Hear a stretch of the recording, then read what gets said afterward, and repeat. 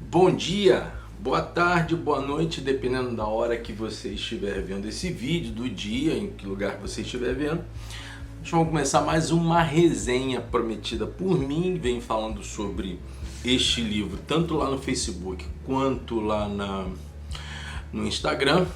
Nós vamos estar conversando sobre o livro de um amigo meu, bastante competente e muito interessante. Cidadelas e Muros, do Alexandre Gossin. Como o ser humano se tornou um animal urbano. A ideia dessa obra aqui é fazer um tracejamento da cultura e da talvez descoberta das cidades por conta da história do homem e como o homem começou a perceber-se dentro da cidade e desfaz-se da sua cultura de nomadismo, né? Então, ela vai ser uma obra que vai tentar descobrir por que as cidades existem, quais são as influências que essas cidades podem estar sobre nós, a partir de alguns elos e alguns momentos. Tentar fazer uma historicização e uma biografia das cidades e como elas podem ser hoje trabalhadas e quais os riscos para que estes fenômenos que nós chamamos de cidade venham a trazer talvez até a finitude, a eliminação do contexto e conceito de cidade. Bom, eu vou fazer o seguinte, como esta obra ela tem uma relação com muitos autores, isso foi uma dissertação de mestrado do Gossin, ele é formado em Direito, Direito Imobiliário, tem mestrado em Direito Ambiental, tem paixão pelo contexto da filosofia, da sociologia, então ele quis fazer uma espécie de historicização da relação entre o homem e, posteriormente, a própria cidade e as condições com as quais elas chegaram a ser o que são nos dias de hoje. Bom, como é que então eu vou tentar conversar com vocês sobre esta belíssima obra da editora Autografia? Ele também tem um outro livro, tá, gente? Na verdade ele tem dois livros, mas o último livro agora, atual, é o Fascismo Pandêmico. Eu não sei nem se o YouTube vai aceitar eu falar isso, é capaz de repente eles me derrubarem. Mas o princípio desse processo todo e do nascedouro das cidades, eu vou trazer então discussões com outros autores, principalmente alguns autores que estão aqui e outros que não estão. De cara, você vai ter alguns nomes importantes do Gossin dentro desse livro. Você vai ter o Bauman, você vai ter o Harari, você vai ter o Richard Sennett. Eu já vou falar um pouquinho sobre eles aqui com você, ou pelo menos o diálogo entre eles. Nós teremos o Fukuyama também, que é o idealizador do fim da história, que acabou não acontecendo, né, Fukuyama, mas que também tem feito muitas obras sobre análise de Estado e também da cultura de cidade e também dentro desse ambiente das relações humanas. E a gente vai começar então a tratar alguns assuntos que são pertinentes aqui. O primeiro é uma baita obra do Suketu Mehta, que é Bombaim, Cidade Máxima. Essa obra foi escrita em 2009. Só para que vocês tenham noção, a Índia, daqui a mais 10 anos, ela pode ultrapassar a China como a maior população no mundo. Até porque a China tem algumas leis que acabam proibindo a casais terem mais de um filho, até por uma questão lógica de terem uma superpopulação, e o Suketu Mehta faz uma análise muito próxima à discussão que o Alexandre Gossin tem sobre cidade, botando em risco até, ou botando em dúvida até se Bombaim, que tem uma cidade com 12 milhões e 300 mil habitantes, em que em algum momento na história teve população maior do que a Austrália inteira, ele coloca em dúvida se Bombaim é efetivamente hoje uma cidade ou é uma deturpação, ou é um fragmento, uma involução dos aspectos constantes nessa relação citadina, dentro dos elementos de proteção, de referência e todos os dados mais animados que o Gossin escreve aqui. É um livraço das Companhias das Letras, inclusive falei com ele, esse livro vale a pena, se você quer saber um pouquinho sobre os contextos voltados à cidade, esse livro vale a pena. Tem outros dois livros aqui do Bauman, esse inclusive faz parte do acervo bibliográfico do Alexandre Gossin nesta obra, Confiança e Medo na Cidade, que que é um assunto que ele vai discutir aqui, como é que nós observamos a cidade que deixou de ser protetiva para ser um risco para as nossas relações, os aspectos mais, digamos assim, nocivos da relação humana, por que a cidade pode se tornar um ente ruim no momento em que ela tem uma perspectiva boa no seu aspecto de criação. A gente vai falar um pouco sobre as questões de origem, né? Então, Confiança e Medo na Cidade, uma outra obra do Bauman. Mais Vidas Desperdiçadas não está aqui, não é essa obra que ele utiliza aqui como contexto de diálogo bibliográfico, mas Vida Desperdiçada também é muito interessante a partir do momento em que nós estamos vivendo cada vez mais em cidades vazias de conceito, somente cidades vazias, cheias de pulsão, cheias de elementos contraditórios, e que faz com que aquilo que nos teria um ambiente de paz, ele passa a ser um ambiente de transtorno, né? Então, esses dois livros aqui são muito legais para você ver. Ele fala de um grande cara, o Richard Sennett. Ele tem um livro, não é esse, Construir e Habitar, está aqui. Eu também tenho o livro Construir e Habitar, mas o Richard Sennett, em O Artífice, traz também vários elementos voltados a um diálogo de como as profissões cresceram dentro da cidade. Os elementos profissionais, o artesanato, nós vamos falar um pouquinho sobre as questões dos potes, os compotes que vão ser parte da construção da cidade. Eu vou explicar para vocês já por que tudo isso. A própria foto, ela tem muito a ver com os contextos aqui percebidos logo no início do livro, do Gossen, e também vai trazer com muita ênfase essas metamorfoses e aspectos do trabalho dentro dos contextos, tanto de campo, mas principalmente como da cidade, e como a manufatoria, ou seja, o propósito o trabalho individual e a construção quase que artística, tanto no campo do artesanato, como também nos aspectos estéticos e na construção de ferramentas, como isso cada vez mais está voltando em voga ante a produção em massa, Revolução Industrial, que também mexeu, e ele põe aqui esses aspectos voltados à cidade. Um outro livro, e aí eu já vou começando a conversar sobre a ideia do Alexandre Gossen. As discussões básicas a prioridade, aquilo que ele vai nos mostrar é que em algum momento o homem, e o Harari deixa isso muito claro em Sapiens, em algum momento o homem parou. Um momento em que o homem se despe da característica do seu nomadismo. Um momento em que as migrações diminuem.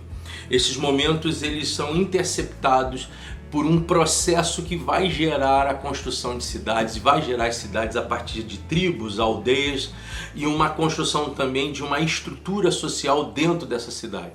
Então, você tem dentro desse aspecto todo a invenção da cultura de cultivo, do trigo, do arroz, que fazem com que o homem perca um pouquinho ou estabeleça uma outra forma do ser caçador que ele possui. A identidade de guarda, e aí a confecção de potes que passam a ser impossíveis serem carregados para o ser nômade. Então o aconchego deste homem, da sua família, da sua tribo, do seu clã num certo local. Normalmente as grandes cidades, ou as cidades historicamente falando, elas vão nascer próximas do rio por conta das questões de irrigação e da própria pesca. Vão estar em locais mais seguros, às vezes alguns montes, para que elas tenham uma construção bem adequada para qualquer tipo de ataque externo, e elas vão produzir ali um ambiente de relação. Quando elas vão trabalhar esse ambiente de relação, o que vai acabar acontecendo? É preciso dar um contexto anímico à cidade. Por que a cidade existe? E se ela existe, como ela existe?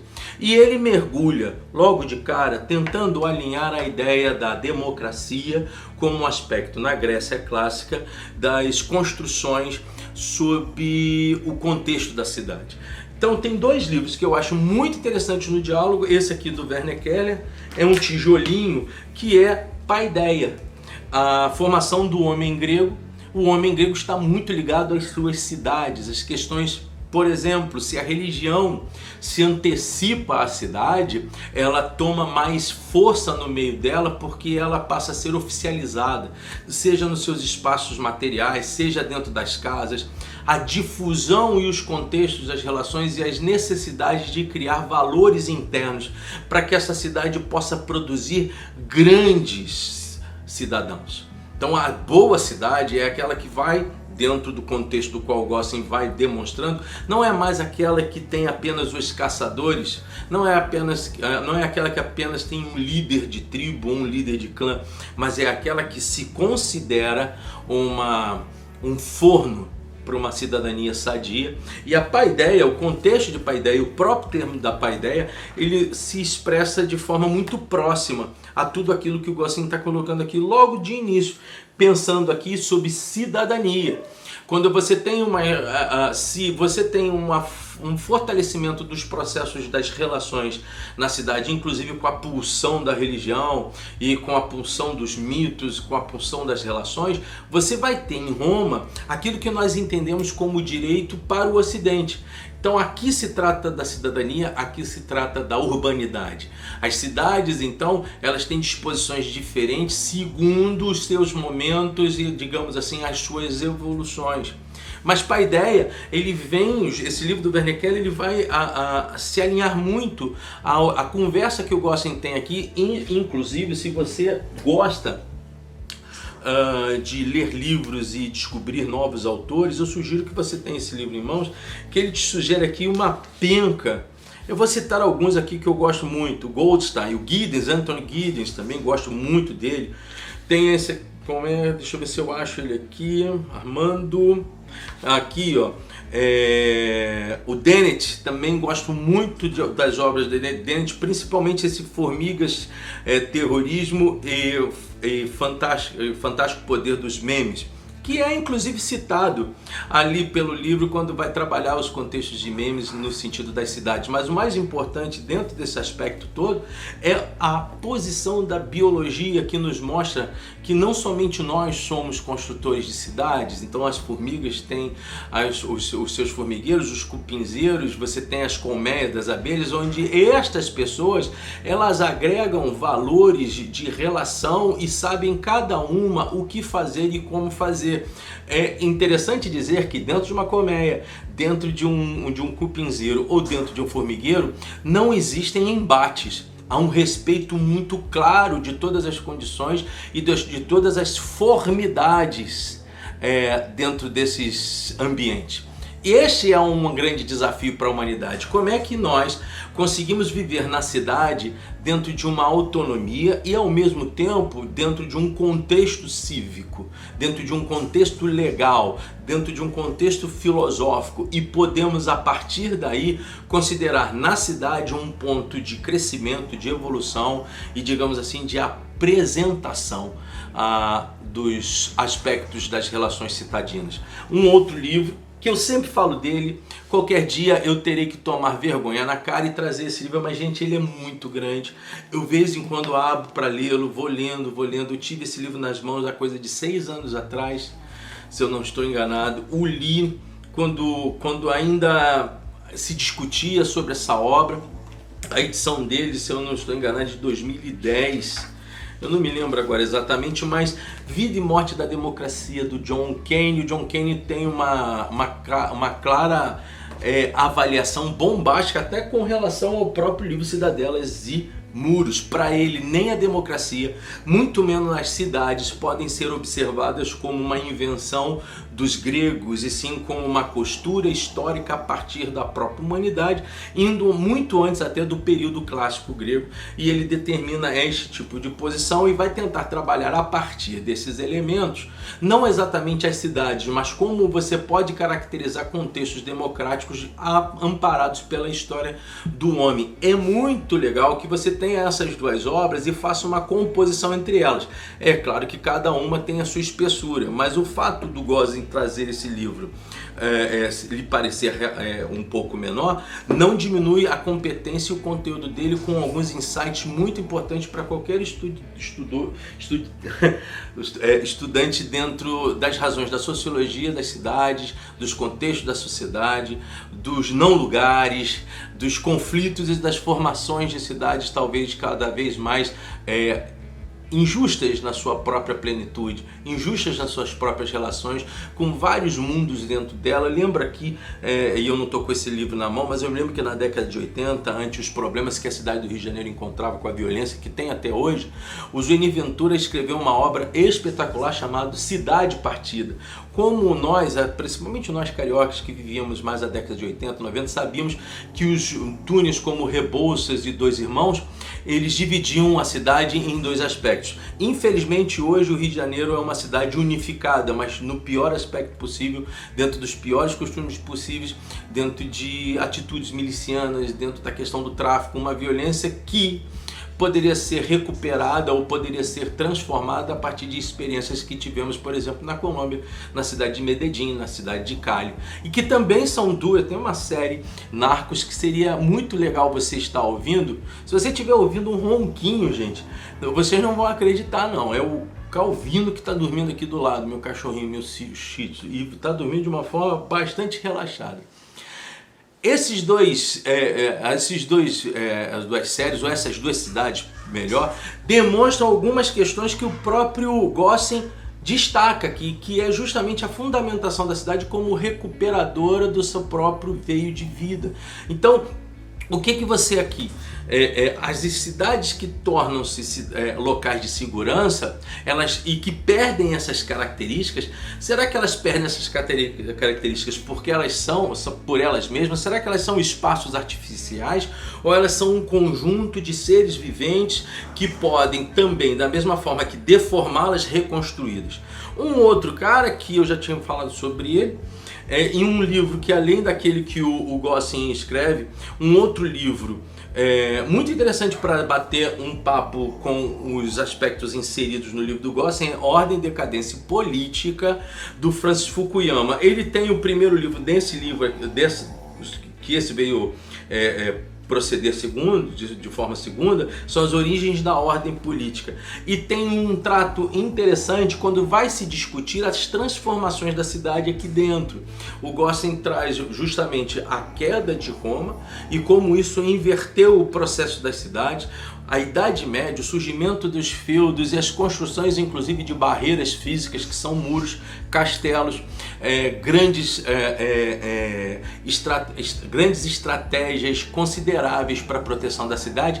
E eu diria a você, e eu estou dando uma ideia para o Gossen, valia muito a pena, assim como nós escrevemos, esse livro escreve sobre cidade, ter um livro que falasse sobre estradas. As estradas na Idade Média, as estradas no período romano, as estradas gregas, as estradas no Oriente Médio, as estradas de Jerusalém, como mais à frente as estradas no período medieval, elas nos trazem aspectos muito difundidos, não só de mitos como de riscos, como dos ladrões à noite, a estrada que é escura, as casas como são feitas na Idade Média, como há o comprometimento da humanidade com o medo daquilo que não se vê. E lembro, para que você possa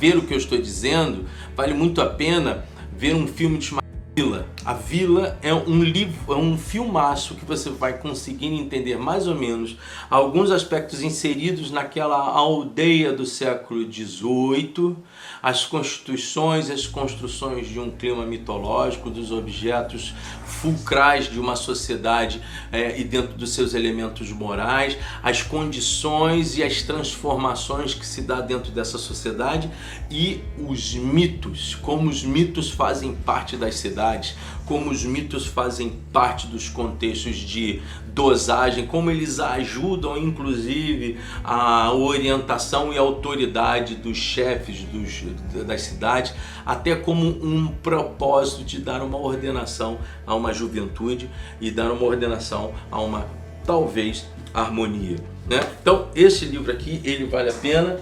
o filme a Vila, e aí o Sapiens, como eu já disse para vocês, e já comentei um pouquinho, e logo depois Escravidão e Brasil, uma biografia. Escravidão do Laurentino Gomes. Esse aqui um apanhado de análises feitas tendo à frente como a Lilia Schwartz e a Heloísa Starling. Dois bons livros. Aqui é mais quase que uma biografia do Brasil, mas da construção cultural do brasileiro, como nós nos dispusemos. E o Escravidão, que eu já falei aqui no canal, demonstra e dá umas certas pinceladas de como os contextos voltados ao mercado escravo também moldaram as nossas cidades, e ele vai falar sobre isso também. Ele levanta os contextos das cidades brasileiras, como elas foram trabalhadas, os elementos de uma certa confusão direcional na fundação dessa cidade. Você veja como o Rio de Janeiro, mais uma vez, e o próprio Salvador, as duas primeiras capitais do Brasil, elas estão em locais de difícil acesso, e como elas foram construídas e como até hoje nós enfrentamos problemas locais, geográficos, por fator básico de uma falta de organização nos elementos da cidade. Cidade é acima de tudo, e fica muito claro para mim na leitura que eu faço aqui do Gossen. A cidade, ela não é um elemento meramente artificial, mas ela é um elemento consideravelmente consequente às ações e construções históricas do homem sobre aquele local. Vale muito a pena você dar uma observada nesse livro de 222 páginas.